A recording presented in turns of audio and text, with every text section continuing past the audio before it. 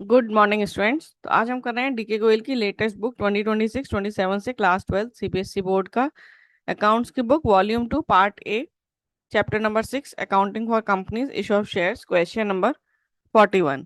So generalized the following. देखो इसमें तीन केसेस हैं, 1 2 3। तो हम वन बाय वन करेंगे। So case number 1, A limited forfeited 1000 share at the rate ₹10 each, 8 paid for non payment of final call of ₹2 पर share. तो इसमें 10 रुपीज का एक शेयर है, 8 पेड है और ₹2 नहीं पे किए गए हैं। इसका मतलब कॉल्ड अप वैल्यू 10 रुपीज है, यानी पूरा 10 रुपीज कॉल किया था, जिसमें से 8 रुपीज मिले हैं और ₹2 नहीं मिले हैं। ठीक है, तो पहले फॉरफीचर का एंट्री करेंगे। 1000 शेयर फॉरफिट किए हैं।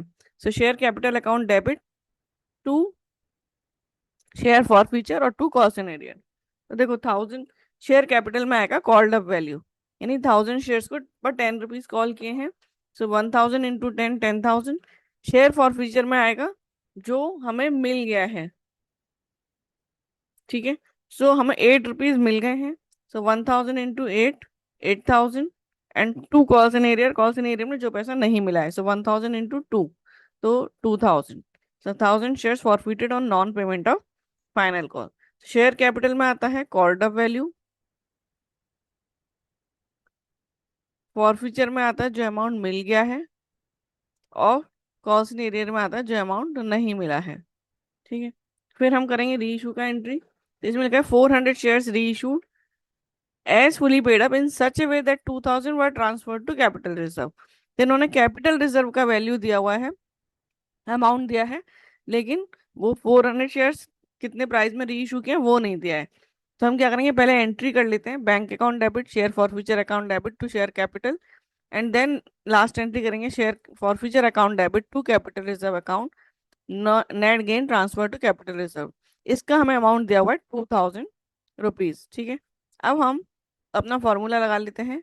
Amount transfer to capital reserve equals amount forfeited divided by number of shares forfeited multiply by number of shares reissued minus amount of forfeiture at the time of reissue. ठीक है, अब हम इसमें figures रखते हैं। Amount transfer to capital reserve है 2000, और उसके बाद है equals amount forfeited 8000, number of shares forfeited 1000 multiply by number of shares reissued 400 minus amount of forfeiture at the time of reissue. ये हमें दिया नहीं, ये फाइंड आउट करना है। तो ये हमने ऐसे इसको सॉल्व किया, तो आ जाएगा 1200। ठीक है, तो ये 1200 हमने यहाँ पर लेके गए शेयर फॉर फ्यूचर अकाउंट 1200, और टू शेयर कैपिटल हमारा है 400 इंटू 10, 4000। ठीक है, अब bank account debit bank account debit आएगा आपका बैलेंसिंग फिगर 2800। सो 4000 माइनस 1200, 2800। अब 2800 और हमारे पास 400 शेयर्स हैं, सो 2800 डिवाइडेड बाय 400 आ जाएगा 7। तो 7 रुपीज में हमारे शेयर्स इशू किए गए हैं, री इशू किए गए हैं।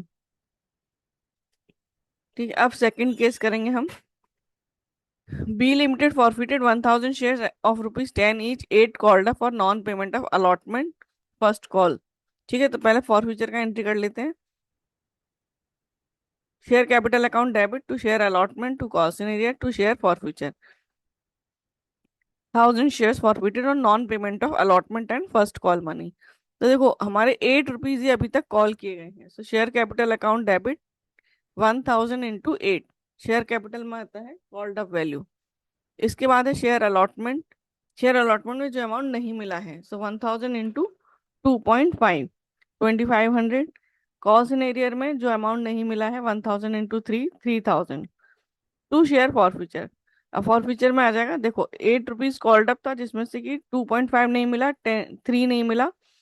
तो 8 - 2.5 -3 आ जाएगा 2.5। तो 2.5 हमें मिल चुका है। सो 1000 into 2.5, 2500। So 1000 shares forfeited on non payment of allotment and first call money. इसके बाद हम री इशू करेंगे। तो क्या है, 400 शेयर्स री इशू किए हैं 7 रुपीज पर शेयर पर, और 8 जिसमें पेड अप है। वो bank account debit 400 into 7, 2800 share forfeiture account debit 400 into 1 400, to share capital 400 into 8 3200, 400 shares reissued at the rate ₹7 and 8 paid up। ठीक है, फिर हम करेंगे share forfeiture account debit to capital reserve, net gain transfer to capital reserve. तो देखो हम हमारा formula जो है कि शेयर फॉरफीचर में था फर्स्ट एंट्री में 2500 divided by number of shares forfeited 1000 multiply by number of shares reissued 400 whole bracket minus second entry में जो शेयर फॉरफीचर में डेबिट बैलेंस है 400 वो लिखा। तो हमने सॉल्व किया तो आ जाएगा 600। So second situation also done. Now third case, C Limited forfeited 300 shares at the rate ₹10 each, on which 7 has been called up and 5 has been paid। तो 7 called up है, फॉरफीचर का एंट्री करेंगे share capital account debit to share forfeiture to cost and arrear. So 7 called up है, so 300 into 7 2100।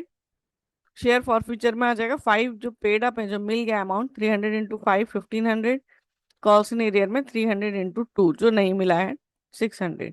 सो 300 shares forfeited. इसके बाद reissue किया है, so bank account debit share forfeiture account debit to share capital.